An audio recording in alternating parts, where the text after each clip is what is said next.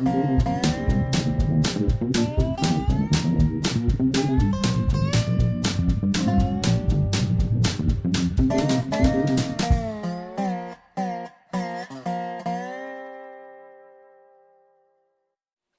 is Dave Monk, the Prairie Monk, WAFT Champaign 90.1 on your FM dial, and it's the 10th of May 2000.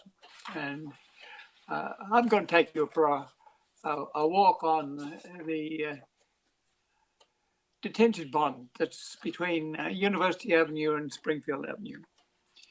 It's a big dig in the vernacular.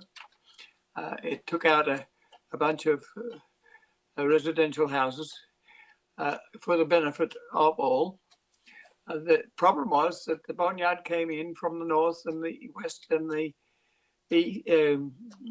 little to the south, and in a 5-inch rainfall that could result in the flooding of Green Street to the point that you could row a boat or run a canoe. It was not very convenient for people who had basements and the like. So this is a project that took many years to get underway, largely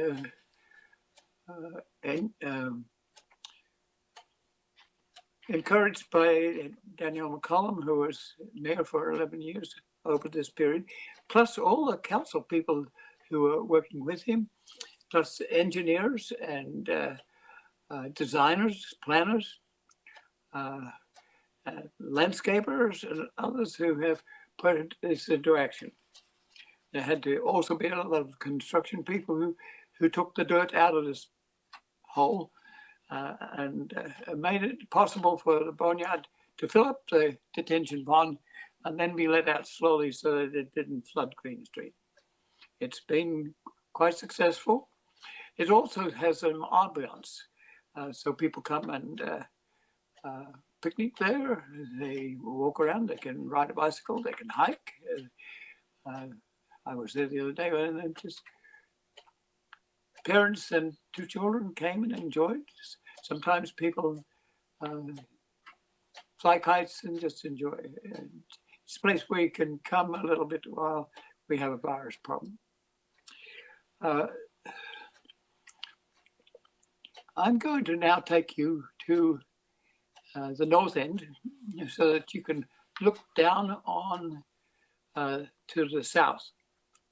The north end is adjacent to the University Avenue, very near so. You can look down, you can see the boneyard coming out. I'm standing on a bridge that is 15, 20 feet above the traditional boneyard. It comes through underneath University Avenue and underneath the street that I'm standing on. And you can look down on it and see the meanders. The designers have put meanders into the corridor. There's country stone, and there's waterfalls that provide some aeration and provide a place for netting organisms that put up little nets and catch bacteria and things like that. It's intriguing for people. So they have a little track that goes up to where the boneyard comes out from underneath University Avenue. Just a little north, on top of the boneyard, on top of this concrete path, there is a little horticultural spot which is organized along the lines of a prairie, and it has some depth to it, so you can have iris and other wetland species and dryland species, and it's a nice little place to be. We walk around, and there are facilities. There you can sit and have a table and have an umbrella, and you can look down on a site that is made so that you can sit there with a few people as friends, or park your bicycle, or just sit. And quite a few people do that, just that. And if we come around a hairpin bend and look towards that site, we can see the country stone sedimentary rock on our left-hand side, with prairie planted purposefully by the project along some parts of the trails. Other parts are well known. There's a bicycle sitting there as I was there. There's a little prairie on the right-hand side, which is kind of diverse. It's come from the pocket prairie in Champaign that has been transferred to the Big Dig. It's spring and it's starting to grow. And it's a little on the moist side, but it's a very nice attempt to give people an opportunity to enjoy their heritage vegetation. Go a little further and it's a little lower, then you have a pond which is with water at the moment, and that's because there's been some rainfall around and there's a little bit of the part of the catchment zone. We looked at the boneyard towards White Street, where there's a underpass, the road to go across, and there are glacial erratics. These are stones that are not waterworn like the sedimentary rocks that are giving the whole project a lot of character. They're put in the boneyard to try and suggest the water, how it might run in natural form. These glacial erratics are rounded. They've come from Canada in continental glaciation and have been smoothed out. So they're a little different from the rocks that are used for the landscaping. There's a nice stairwell that comes up, and there's the remnants of last year's prairie there. So we can look at the corridor from the side. And if you have time, you can use the bridge to take a look at the deeper pond. There are facilities again. One of them is a bollard. A bollard allows pickup trucks and others that have to get access to that, the trails. It allows them to unlock the bollard, drop it down, the vehicle can go over. But what the bollard does, it allows that other traffic will not use or abuse the trails. If you look to the north end of the pond, there's an aeration device. There's a little sculpted piece that sprays out water, and every once in a while I'll go around there and there are ducks and geese enjoying the situation. Go a little further and you take a more broad look at the sort of a long shot of the corridor. To the very left of is a waterfall that is has a pump that pumps water up, and it's not drainage water, but it creates a little waterfalls, and people enjoy climbing over it. So before you get to that, you will encounter geese. Not everyone likes geese because they poop and they take over. And if you get between them and their goslings, they can be a little dangerous. But if you're not disappointed by the geese, you can enjoy the geese. They talk to each other. we don't know the language, but it's loud and clear, and they're a couple with their young ones, and they're very protective. They stand there and check you out, and if it's early in the morning, they'll come and they flap their wings and preen themselves and clean themselves up. They fly in, and it just seemed apparent that the older establishment crowd doesn't exactly like visitors. So there's every once in a while a little battle between them. Go around the corner and there's a nice conversation area. It's almost a theater, a little theater where you can imagine people sitting on rows of stone and watching a band down below. A nice thought. And then there is a little bridge. You may wonder why the bridge is there. If you don't know, it was the Illinois Central when it went in the late 50s, in 1850s. It went through Champaign or West Urbana. And that meant that East Urbana, or the county seat, was 5 or so miles away from the railroad line. So this little bridge was part of taking freight to Urbana. It was run by horses at one stage, but when in 1905 or in that general area, electricity came in, it was also used by electricity. The electricity is run by catenaries overhead, and not everyone wanted to do that. So for a while, the electrical element went to a right street, and the horses started into Urbana. Eventually, Urbana took over the electricity too, but just a little difference in the two towns. So we listen to the water. There's a nice sound with it. If we have a camera, it's not always easy because you have wind, and but we get the sound of falling water, and people just stand around and enjoy.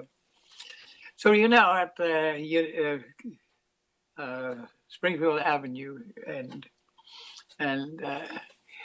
there's a park that has been there for a long time, Scott Park, and it has been remodeled in sympathy and in cooperation with the Big Dig. The Big Dig is operated by the city direct. The Scott Park is controlled and operated by the Park District, which is also a part of the city, but it's a different administration. And it has had the advantage of volunteers who have put together a rain garden that includes quite a few prairie plants. And there you can view through towards high-rise buildings in the background that can look down on this side. You can look through at the moment the vegetation that was last year's vegetation. It's referred to as a litter of last year, and if it builds up, then you have to remove it either by fire or something that simulates fire, like harvesting. The litter removed allows heat and light to get into the plants in the spring, and this is spring, and that's why I'm taking you there. There's one plant that is an early spring plant. There are others. There's some of the liliaceous plants like hyacinths that are flowering right now too. But this is Golden Alexander. It's a member of the carrot family, and it's the umbellifery family because it's like one little umbrella spurning other little umbrellas. So it's umbellifery, and you can see the remnants of last year's umbellifery fruiting bodies, and then it's flowering at the present time. Uh, you can walk around there and come back and walk along the corridor that is on the east side of the big dig, so that you can look over and down onto uh, the deeper big dig with uh, its geese and its ducks, and sometimes there's a heron, and I'm sure that it is stocked with fish. Uh, so you can walk along that corridor back north towards the shorter pond and look over it too, and enjoy. And it gives you a little freedom in the middle of a city. We like to see in the city, like New York has its park, and so Champaign has niches that you can use and enjoy, and be only moments away from high-rise buildings. It's in Midtown between Champaign and Campus Town, and high-rise apartments have gone up, and they also look over the big deal we're talking about. You have to know a lot of tonnage of soil has been taken out of that, and then you have to wonder where it went, and you think about the whole business.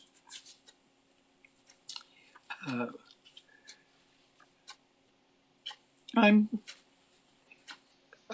wanting you to, and always have wanted you to think about your own environments and how you enjoy. You can sit and sketch, you can write, you can play music. These are things that are wonderful and help your brain be active and interested. There are extensions to the boneyard, which are tributaries that cause drainage problems, and that water also feeds into this area. I'm going to take you back to Australia, where I grew up, and I thought one interesting thing is that my family grew up without electricity and without running water. And we also had to have a fireplace that was fueled by local wood. And I just thought one of the things that I would like to tell you about is that sort of situation.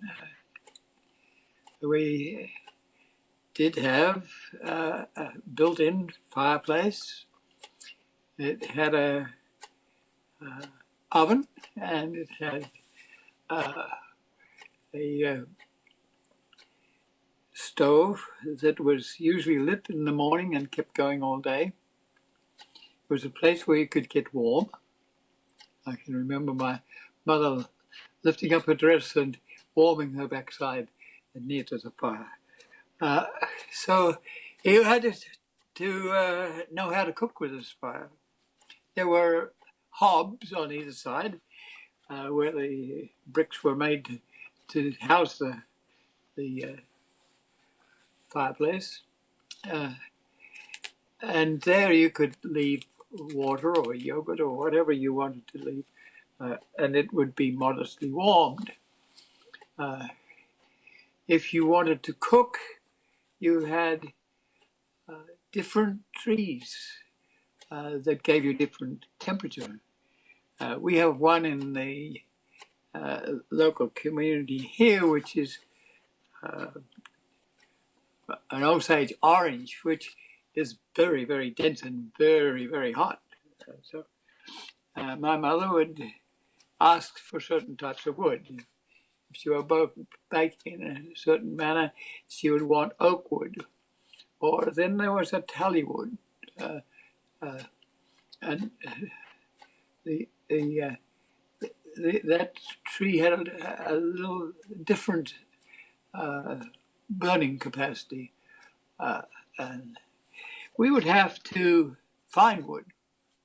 Well, we were on a long hill that hadn't been too long developed. It was called Tipperary, so you have to guess where some of the settlers came from.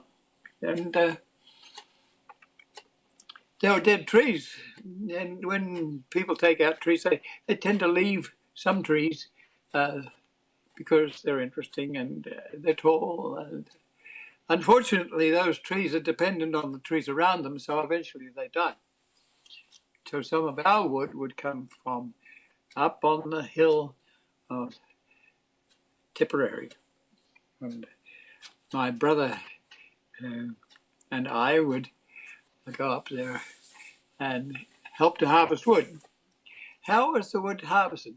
Well, after you felled the tree, or the tree felled itself, it would sit there until you had a crosscut saw. Now, a crosscut saw could be 10 foot long, it could be more than that. And you would have a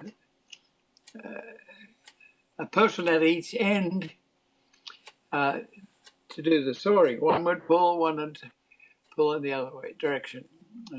That was hard work. You got blasters doing that. And when you got down to a certain way and the log didn't approve of you, it would come together on the top of the saw cut so that your saw would jam. So you would get a little bit of oil and oil up the saw and put a wedge in this block of wood so that you make room for the saw. So there were all sorts of techniques. You had to have a sledgehammer to work the wedges, and the wedges were of different size. And when you put in one wedge, then that loosened up the other wedge. So you had to hit the wedges in sequence. So eventually you would cut the log, usually in lengths that were appropriate for the stove. Better yet is you talk to the local owner of a chainsaw. Now, you have a chainsaw today, but in my day, you had an engine, a substantial engine, and it was called a drag saw. And this was simulating those two men going back and forth with a large, long, and fairly flexible saw. It had to be sharp. It had to be to the saw sharpener every once in a while. And all those little teeth had to be set just a little out. So you had instruments like an instrument to set the saw. So when your saw that's worn out came back from the saw sharpener, you knew it was sharp and it did its job. Well, the drag saw had the same problem. It had the same saw, but it could do it with power. So a one-liner engine, you would bump, bump, bump, bump, bump, bump, bump, bump, bump. As it got to be a wider segment of the tree, it would be challenged a little, and so it was convenient to rent the operator and the saw. It was much better to have the operator because the operator knew what he was doing. And sometimes it was helpful to roll the log or lift the log up a little bit so that you didn't finish off dropping the rather expensive saw into the soil and blunting it. So those would be 2-foot rolls. And we could, if you were strong enough, you could pick those up and you could roll them to the wood pile. And then you needed a splitter. And the splitter was a man with an axe, a rather sharp axe, and with the help of wedges. So you opened up that flat, the tree, if the tree was 3 feet across, you had a circle of wood which was quite substantial. It may be hollow in the middle because often trees do rot in the middle. And so you would probably cut that in 2 or 3 pieces, and then you would use an axe, and the axe would follow the grain. Each stump has a set of rings. Each tree has a set of rings. If you're a forester, you can see the growth that was made by that tree over, say, 400 years. If it was a drought year, the ring was very small. If it was a healthy year with lots of rain, you had a larger ring. But it paid to axe the piece of wood by the rings. If it was an oak tree, there were rays that ran into the center. So you treated the oak tree with a different setting than the a tree that used the rings more. You perhaps needed to remove the bark. If the tree was green especially, you had to remove the bark. And those trees, if you axed them on the wood pile, you had to put them into a stand for them to dry out. It wasn't friendly to take a bunch of green woods that created smoke in the kitchen. You would get castigated for that. So they were the rolls. Otherwise, if you didn't want to immediately saw a log that was just 2 feet in length, you cut a 10 feet length, which then you could split with wedges. And if you had children, ourselves, you would tie a chain onto the front end of that 10-foot pole and bring it down the hill. And we would be barefooted and used to being barefooted, so we had about a ½ inch of leather on our feet, so you didn't really get hurt, except every once in a while you had a splinter, and that could give you a blood vessel. What was it called? It was like an abscess. If you hit a stone and had a bruise, it could become septic, and that was not very friendly. But you grow up with bare feet, and we could latch onto a 10-foot strip of a turpentine tree, and which split that way, you see. So it was easy to split.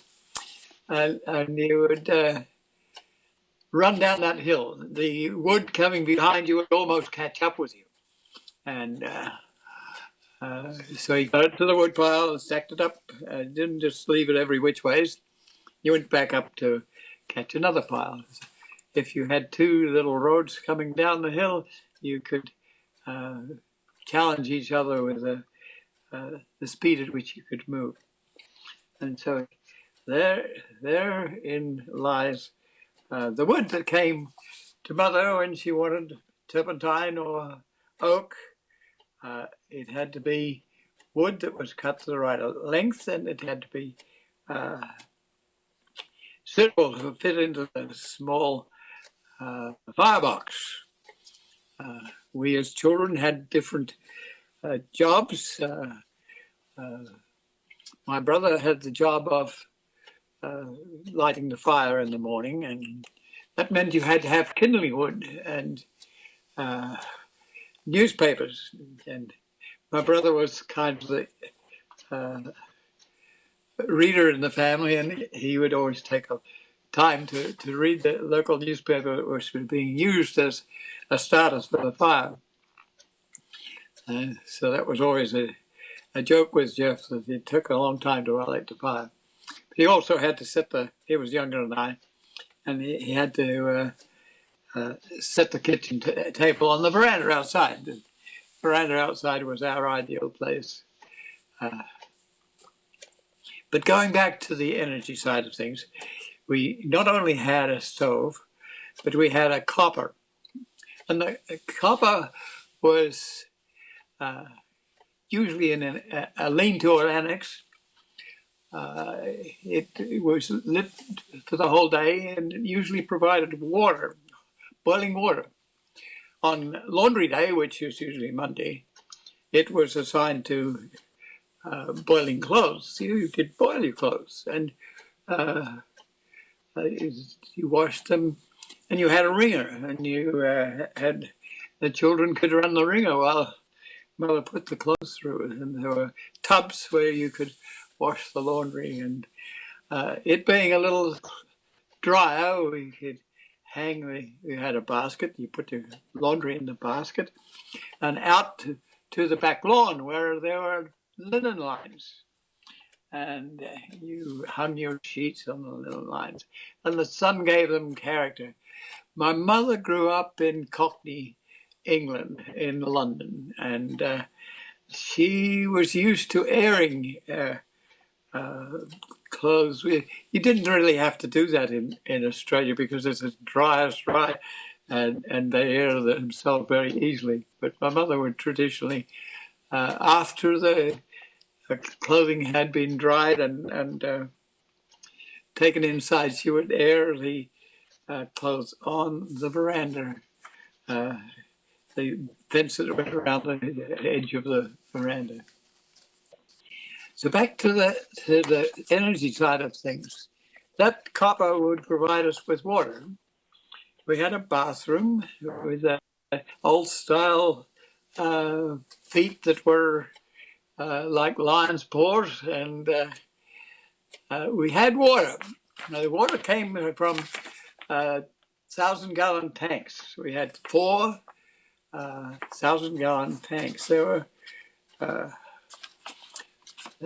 They were big tanks, and in the monsoonary time, the water would run off the corrugated iron of the roof into the tanks. You had to be careful that you had protection on those tanks, because everything from snakes and frogs and toads would get into the tank. So you just might be drinking fouled up water, but so you had to make sure that they were free. So that water would run into the bathroom and run into the kitchen. We were lucky.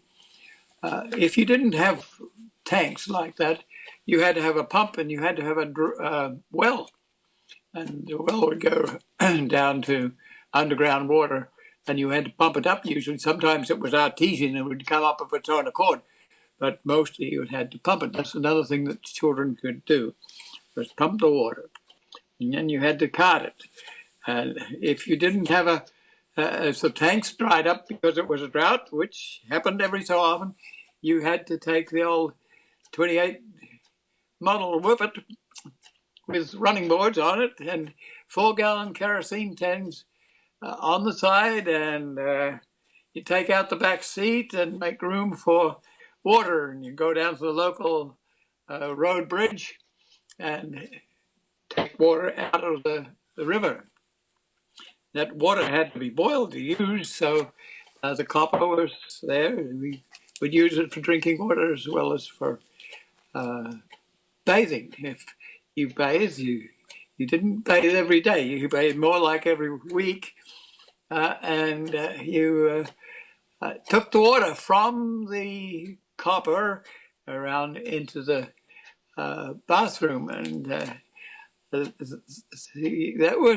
that was quite a stunt because you had to go through the kitchen and through the lounge room or the dining room into the bathroom, and you had to be careful that you didn't take hot water and spill it on your legs.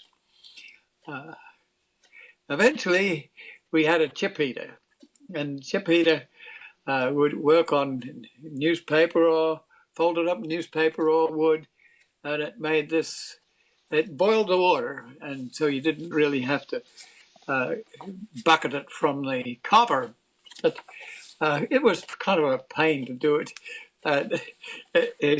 So the copper was usually used, and the bath would be a family bath. So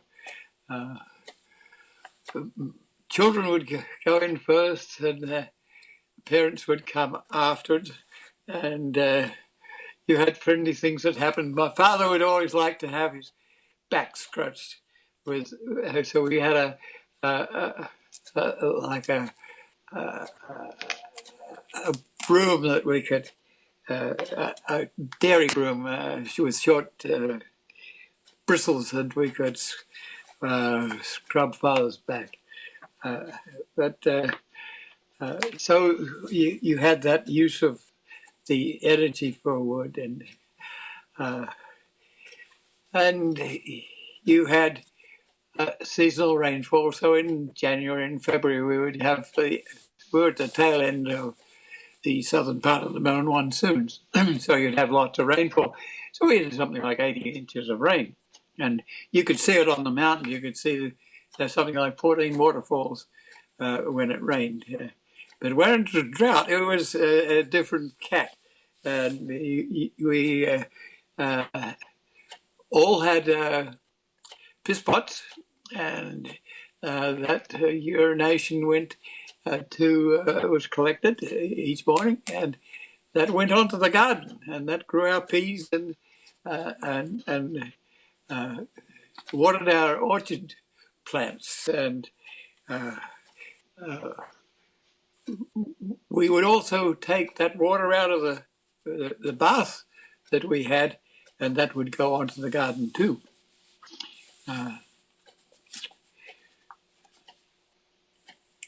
Trying to think of things that were interesting that happened. I was reminiscing a little bit with my sister. She grew up in a slightly different era. There were two of us boys, and we had the freedom to go everywhere. Well, women didn't get to go everywhere. My mother grew up in London, as I said, and she was a stickler for my sister, not necessarily running around like we did. And that to her was a little bit of a challenge and caused some problems. But we grew up running a vegetable garden, and we had cows. We had cows that my father was one teacher, school teacher, and the school was next to a commons, and that was next to runways which were allowing cattle to be driven to slaughter.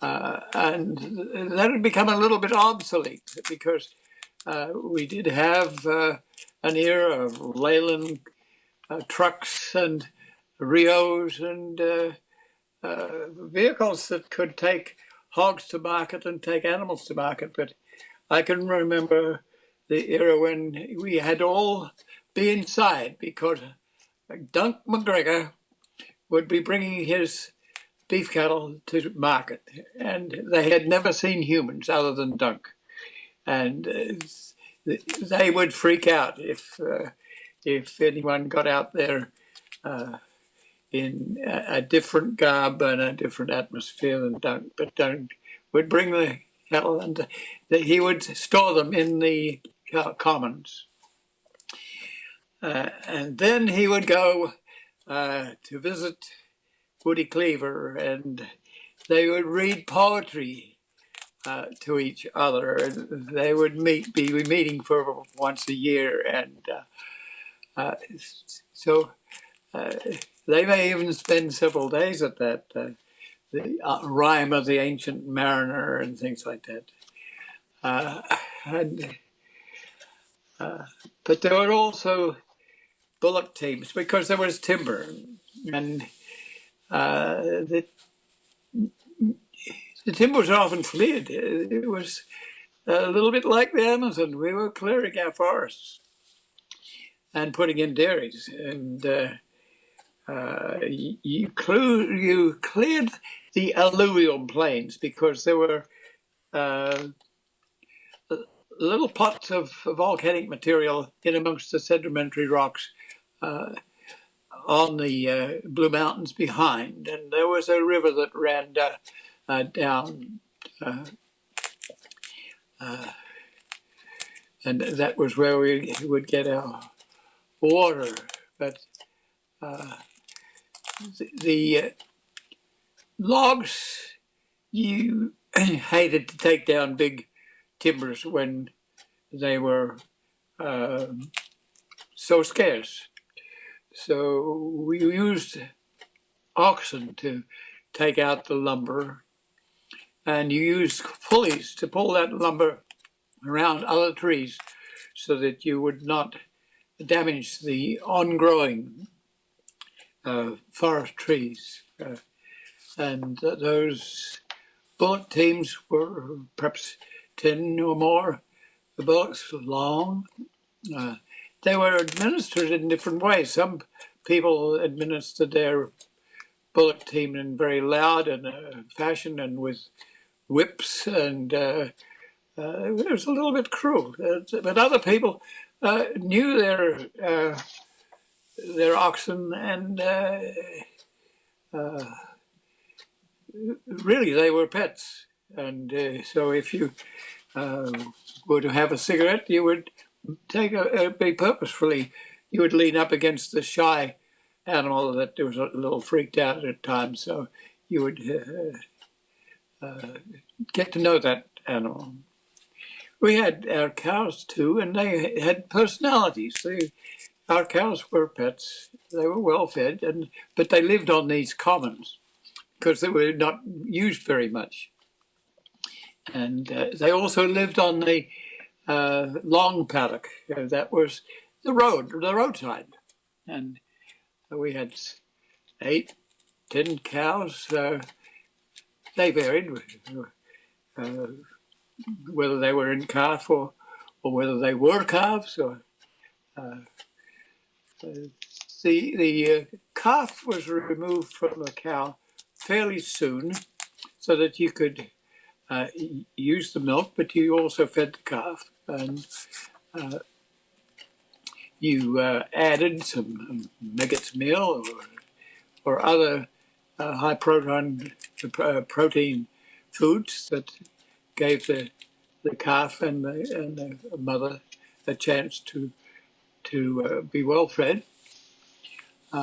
The calves were on that back line along with the linen line, and sometimes if you had several calves, they had a sucking potential because they were by nature going to suck the teats of their mothers, and so if they didn't have their mothers, you had to put your thumb into the milk and put your thumb into the mouth of the calf so that it would have the sucking potential, and it would suck up the milk in that way.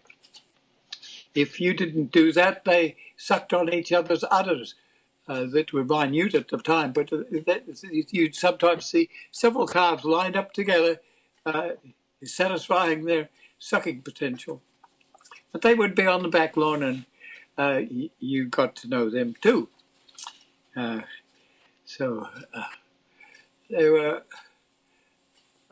We had a Frisian, and the Frisian, Holstein Frisian, was a little more shy than the Jerseys, which are very friendly cows. And so we would always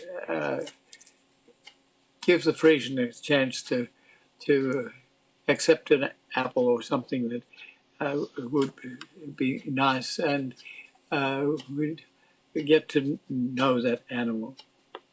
People used to do that with their oxen or with their horses. You, your horses were part of the family, and whether it was a riding horse or a draft horse, and the draft horses were strong, and they knew their way around. If you were plowing and you didn't keep up the horses, they knew how to turn at the end of the corn row, or the scuffler row. A scuffler is a system of little hoes that would cultivate the growing corn. The plow, you had to hold it down in the soil or it might escape. And so you had to have something, a bunch of hames to allow the horse to pull. So a collar that allowed the weight to be transmitted to the plow. And then you had to have surcingles that allowed the chain from the collar to go back to the plow. And you had horses that knew how to have a joke with you, and one of the jokes was that they could expand their belly when you put the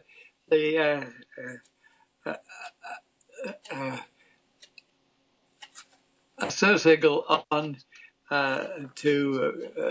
for a saddle or for a working horse, and so you would get to know and know how to deal with that.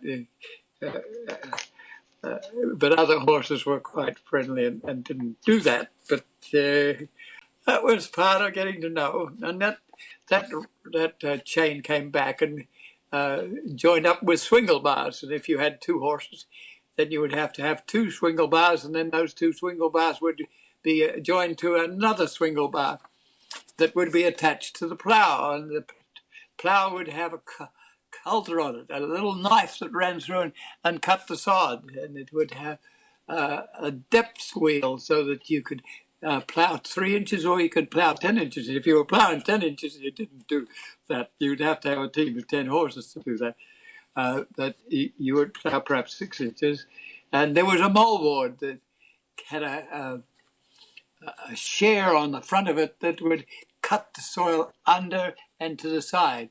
And then that moldboard would roll over the sod.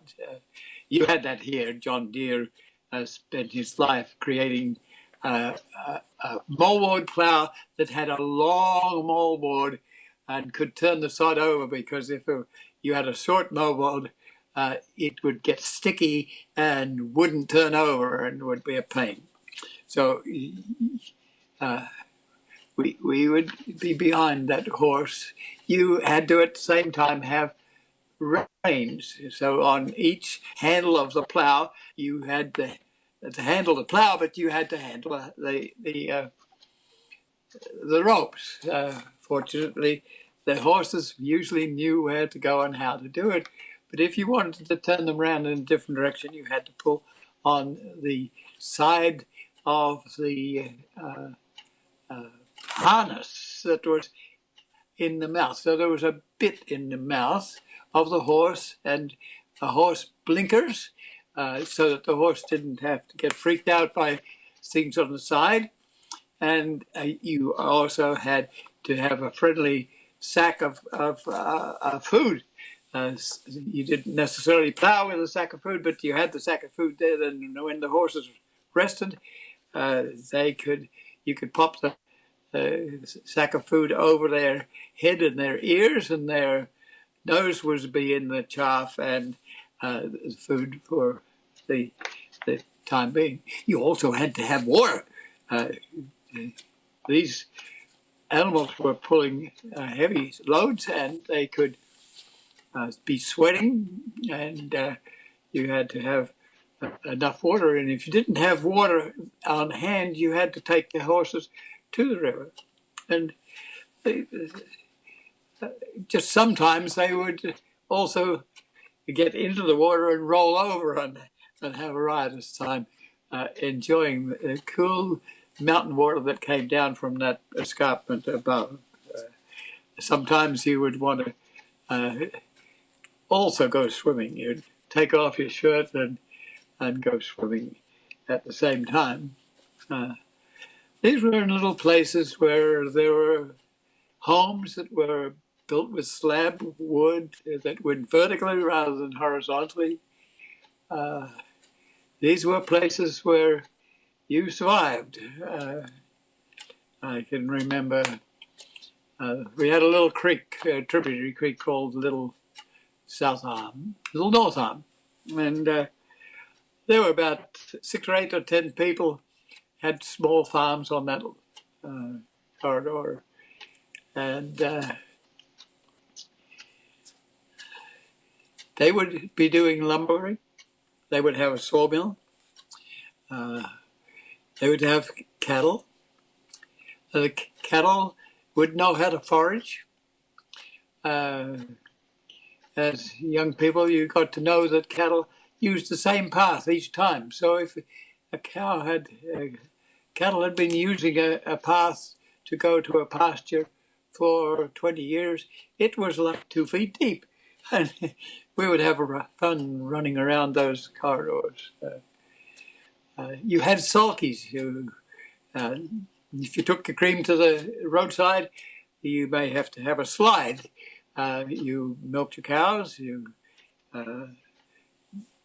didn't have a source for sending milk to a major city, for instance. So this milk was separated, and the separated milk went to the hogs, and you had to make sure that you didn't send the fresh milk because that gave them diarrhea. So you let it sit in a container for perhaps 24 hours, and then you put the milk into hollowed logs that were hollowed out for that purpose. I'm trying to think of things that we did that were interesting.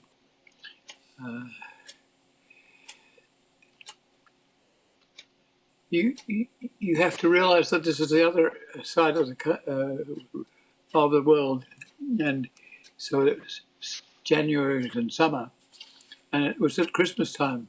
So you never went swimming after having a good Christmas meal. You might likely get a cramp and get drowned. So there were always little reservations that went with country living. But I think we're getting to the end of the hour, and I want to leave room for some announcements for WEFT. And so thank you for listening. This is Dave Monk, your Prairie Monk, WEFT Champaign 90.1 on your FM dial, and please be safe.